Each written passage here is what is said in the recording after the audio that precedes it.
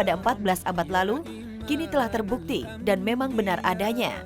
Termasuk dapat dibuktikan secara gamblang melalui sains atau pengetahuan modern oleh para pakar.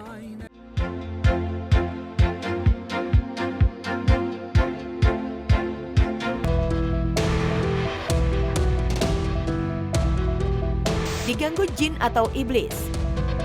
Selain membahayakan, ular juga dikenal sebagai hewan yang penuh dengan hal-hal mistis.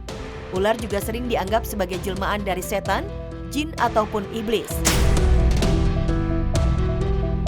Di Islam sendiri disebutkan bahwa ular merupakan salah satu hewan jelmaan dari jin atau setan. Karena jin atau setan itu memang diberi kemampuan oleh Allah untuk bisa merubah dirinya atau menjelma menjadi apa saja. Jadi jika ada ular masuk ke rumah, bisa jadi itu merupakan ular jadi-jadian yang akan mengganggu penghuni rumah. Tentunya tidak semua ular merupakan jelmaan jin atau setan. Untuk mengetahui ular yang masuk ke dalam rumah itu merupakan ular jelmaan jin atau bukan, ada beberapa ciri yang bisa kita kenali. Di antaranya, ular tersebut memiliki 2 garis putih di punggungnya, tidak memiliki ekor alias ular buntung, berwarna coklat, dan ular yang panjangnya sejengkal. Konon ular jelmaan jin tersebut bisa menyebabkan wanita hamil keguguran dan mengganggu anak bayi. Waduh, serem juga ya.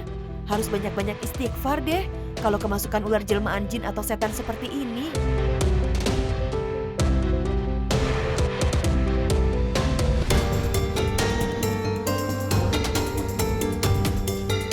Kedatangan tamu tak diundang. Kalau jenis ular tertentu yang masuk ke dalam rumah membawa musibah ataupun mengakibatkan penghuni rumah kehilangan anggota keluarga. Untuk ular jenis ini bisa bertanda penghuni rumah akan kedatangan tamu tak diundang atau tak diinginkan. Tentu saja maksud tamu tak diundang di sini adalah orang jahat yang punya niat buruk terhadap penghuninya. Ular jenis ini merupakan ular berwarna hitam dan masuk di siang hari. Wah, harus waspada ya. Kalau siang bolong ada ular hitam masuk ke rumah.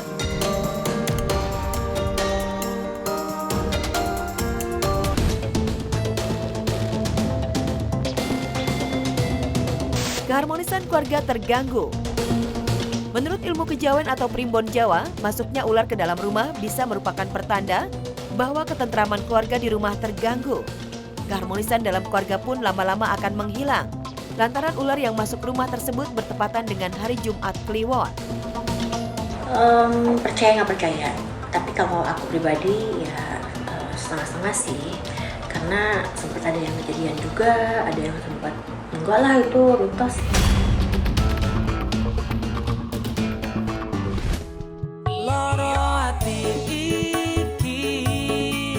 Pengingat janji.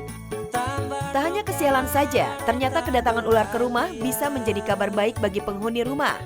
Khususnya jika ular tersebut bukan ular berbisa, seperti ular hijau, ular lare angon, dan ular kadut. Jadi jika ada ular tidak berbisa di dalam rumah, itu pertanda ular tersebut mengingatkan penghuninya akan janji yang pernah mereka ucapkan atau wasiat yang terlupakan. Ayo, siapa yang punya janji, inget-inget deh daripada kedatangan ular, ya kan?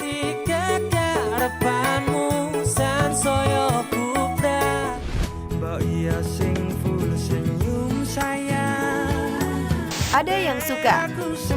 Meskipun ular adalah hewan yang menakutkan bagi kebanyakan orang, namun masuknya ular ke dalam rumah ini bisa juga pertanda baik bagi sang pemilik rumah. Salah satunya ada yang suka atau kasmaran dengan salah satu penghuni rumah, baik laki-laki ataupun perempuan. Jadi siap-siap saja ya, kalau kedatangan ular tidak berbisa ke rumah, siap-siap ditembak sama gebetan maksudnya. Oh my God! Itulah beberapa mitos ular masuk ke rumah yang masih diyakini oleh sebagian masyarakat Indonesia. Benar tidaknya? Tentunya semua kembali pada keyakinan kita masing-masing.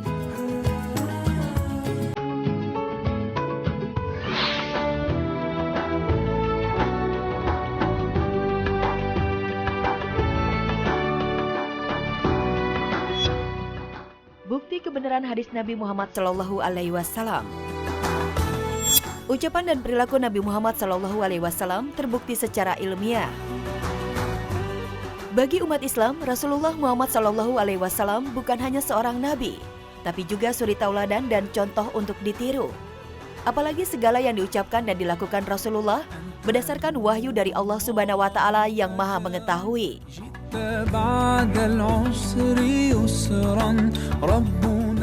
Banyak ucapan dan perilaku Rasulullah pada 14 abad lalu kini telah terbukti dan memang benar adanya, termasuk dapat dibuktikan secara gamblang melalui sains atau pengetahuan modern oleh para pakar.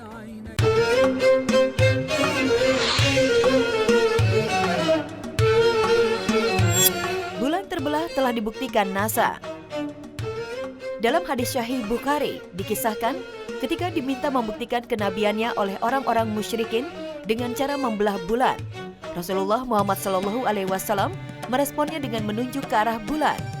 Atas kehendak Allah Subhanahu wa Ta'ala, bulan yang ditunjuk Rasulullah terbagi menjadi dua.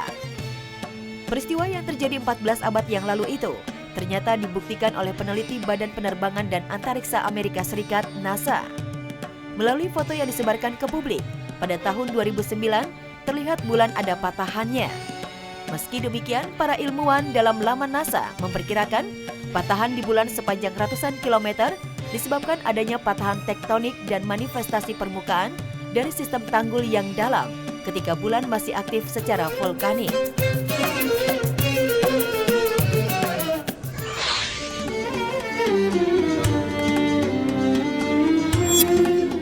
Dua sayap lalat terdapat penyakit dan obat penawarnya. Ucapan dan anjuran Rasulullah Muhammad SAW kepada para sahabatnya tentang seekor lalat masuk ke dalam minuman. Maka celupkanlah lalat itu, kemudian angkat dan buanglah lalatnya. Karena pada salah satu sayapnya terdapat penyakit dan pada sayap lainnya ada obatnya. Ternyata anjuran yang dikatakan Rasulullah dibuktikan kebenarannya oleh ilmu sains modern. Dari sejumlah peneliti di beberapa negara menunjukkan lalat bukan hanya berperan sebagai pembawa penyakit, tapi juga manfaat. Karena mikrobiota di dalam tubuh lalat berupa sel yang hidup sebagai parasit di daerah perut mereka. Sel ini selalu berpindah di dalam tubuh lalat. Jika lalat dicelupkan ke dalam air, sel mikrobiota itu bisa keluar dari tubuh lalat dan berperan sebagai obat penawar.